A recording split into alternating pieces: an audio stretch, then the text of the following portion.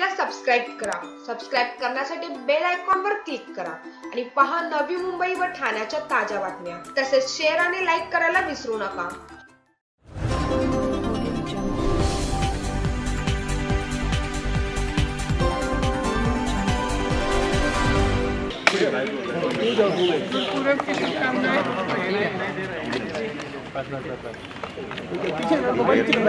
देखिए, आज सुबह प्रधानमंत्री नरेंद्र मोदी जी ने भाषण दिया. उसको देखते हुए जब वो बात कर रहे थे तो उन्हें देखते हुए मेरे मन में ये बात आई. इसी वजह से मेरा ध्यान शहीद दलजीत सिंह के परिवार की ओर गया, जो बहराइच के गांव में रहते हैं. मैं उनसे मिली थी. उनकी पत्नी पर मेरा ध्यान एक मिनट वह जब मैं उनसे मिलने गई, उन्होंने मुझे कहा उनकी एक 19 साल की बेटी है, एक 13 साल का बच्चा है. तो हमारी बातचीत हुई परिवार वालों से. उन्होंने कुछ ज़्यादा कहा नहीं, चुपचाप बैठी थी. अंत में जब हम जाने वाले थे तो मेरे पास आए. उन्होंने कहा कि मुझे बहुत डर लग रहा है, मैं अपने पति के बिना इन दोनों बच्चों को कैसे संभालूंगी. अपनी बेटी के लिए डर है, हम यहाँ अकेले रह रहे हैं, डर है. किसी वजह से मेरा ध्यान उन पर गया, क्योंकि मैंने सोचा कि वो क्या सोच रहे होंगे कि जिस सरकार के मंत्री के बेटे ने उनके पति को कुचला,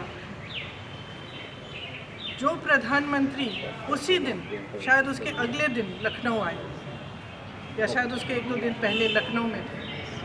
लखनऊ से उनका घर 15 मिनट में पहुंच सकते थे हेलीकॉप्टर से. वो क्या सोच रहे होंगे कि ये प्रधानमंत्री हमारे यहाँ नहीं आए, कुछ बोला नहीं. उन्होंने पूरी तरह से हथियारों का संरक्षण किया. आज भी उनके साथ मंच पर वो मंत्री खड़े हैं. वो आज माफ़ी मांग रहे हैं जब 600-700 किसान शहीद हो चुके हैं. क्यों मांग रहे हैं? क्या ये देश समझ नहीं रहा है कि चुनाव आ रहे हैं? उनको लग रहा होगा परिस्थितियाँ ठीक नहीं हैं. विधानसभा के चुनाव जो हैं उनका सर्वे आया है, उसमें उनको दिख रहा है कि परिस्थितियाँ ठीक नहीं हैं. तो अब चुनाव से पहले वो माफ़ी मांगने आ गए हैं.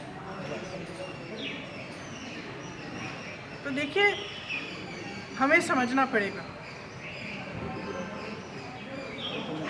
जो सरकार है उसके ही नेताओं ने किसानों को क्या क्या नहीं बोला. आंदोलनजीवी, गुंडे, आतंकवादी, देशद्रोही, ये सब किसने कहा? जब ये सब कह रहे थे तो क्या हुआ? प्रधानमंत्री जी चुप क्यों थे? बल्कि उन्होंने आंदोलनजीवी शब्द बोला. जब किसानों की हत्या हो रही थी, जब किसानों को मारा जा रहा था, जब लाठियां बरसाई जा रही थी, जब उनको गिरफ्तार किया जा रहा था, तो कौन कर रहा था? आपकी तो सरकार कर रही थी.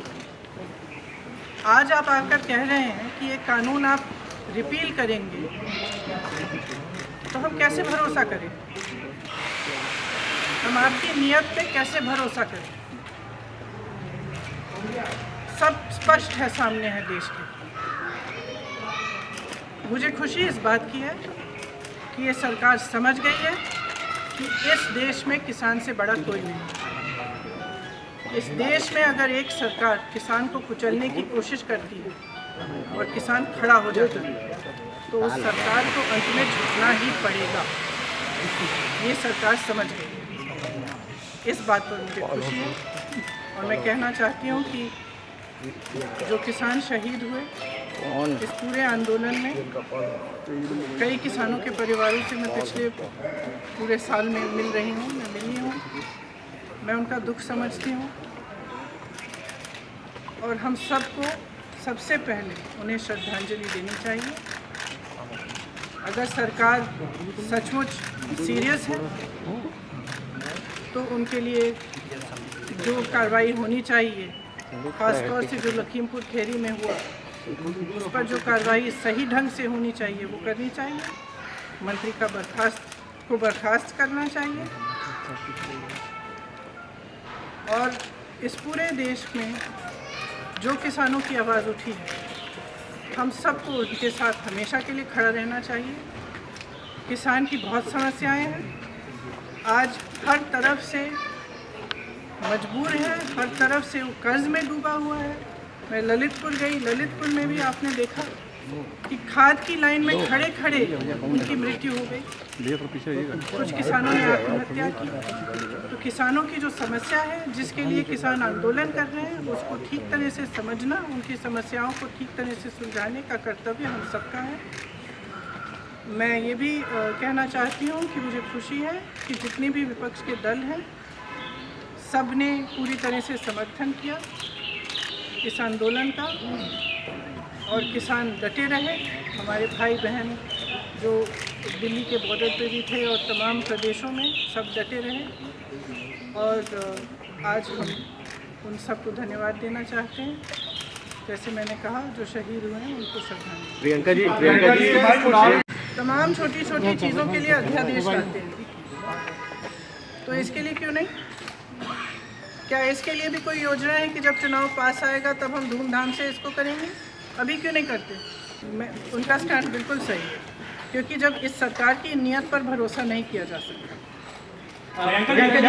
इनका रुख रोज बदलता है। तो ये बिल्कुल सही है कि पहले कानून रिपील करें ठीक ढंग से, फिर देखा जाए कि ये आंदोलन किसानों का था, किसानों का है। अपने हक की लड़ाई किसान लड़े, शहीद किसान हुए। तो मुझे नहीं लगता कि किसी भी राजनीतिक पार्टी को इसका श्रेय लेने की कोशिश भी करनी चाहिए, वो उचित नहीं है। किसानों का ये आंदोलन है, हम सब किसानों का समर्थन हम सब ने किया, हम सब उनके साथ डटे रहे, हम सब उनके साथ खड़े रहे। लेकिन जिसका आंदोलन है, जिसने किया है, उसी का। प्रियंका जी उत्तर प्रदेश और पंजाब दोनों के चुनाव है, एक एक करके ले लीजिए प्लीज सवाल, ऐसे नहीं आ पाएगा। आप बोलिए। मैं कह रहा प्रियंका जी की उत्तर प्रदेश। ट्राइपॉड नीचे करो यार। भैया देखो भैया यार ट्राइपॉड नीचे करो मेरा भाई, तुम कहाँ है यार? कहा था पहले नीचे रहो यार। दादा दादा दादा आप ले आ गए भाई। अरे यार हम जो आज हुआ है, पूरी तरह से इसमें देख रहे हैं वो हमारे पीछे जीत है और अहंकार की हार। तो सरकार समझ रही है कि जब देशवासी, जब किसान खड़ा हो जाता है, जब डटा रहता है, तो उसी को झुकना पड़ता है। और ये मेरी तो आशा है कि आगे भी जो गलत कार्य ये सरकार करती है, जो गलत कानून लाती है, उनका विरोध होना चाहिए और सबको एकजुट होकर खड़ा होना चाहिए और सरकार को झुकना ही पड़ेगा। मेरे भाई ने शायद पिछले साल ही कहा था, एक बयान दिया था, अंत में सरकार को झुकना ही पड़ेगा, क्योंकि अभी भी जब वो अपने एक तरह से जो उन्होंने गलत किया है उसको पहचान रहे हैं, इसीलिए वो आज भाषण दिया उन्होंने। लेकिन अभी भी ये एक फ़र्क बनाना चाहते हैं कि ये किसान जो आंदोलन कर रहे हैं ये अलग हैं और बाकी देश के किसान अलग हैं। ये बात बिल्कुल गलत है। पूरा देश का किसान एक है। आज देश में एक भी किसान नहीं है जो प्रताड़ित नहीं है, एक भी किसान नहीं है जिसकी बड़ी बड़ी समस्याएं नहीं हैं, जो कर्ज में नहीं डूब रहा है हो या किसी और वजह से दिक्कत उसको नहीं आ रही हो।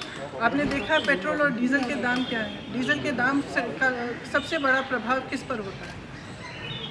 खाद मिल नहीं रही है, खाद की लाइन में लोग गुजर रहे हैं। देखिए, जनता में बहुत विवेक है, जनता सब कुछ समझ रही है। Priyanka ji, several farmers have lost their lives और due to इतना this समय protest. क्यों इंतजार किया? इतना समय क्यों इंतजार किया? आप आज तक तो आप कुछ नहीं बोले, एक बार आप बॉर्डर पे नहीं गए, एक बार किसानों से मिलने नहीं गए, एक बार बातचीत नहीं की, जहाँ हत्याएं हो रही हैं वहाँ भी नहीं गया, इतना पास आकर नहीं गए।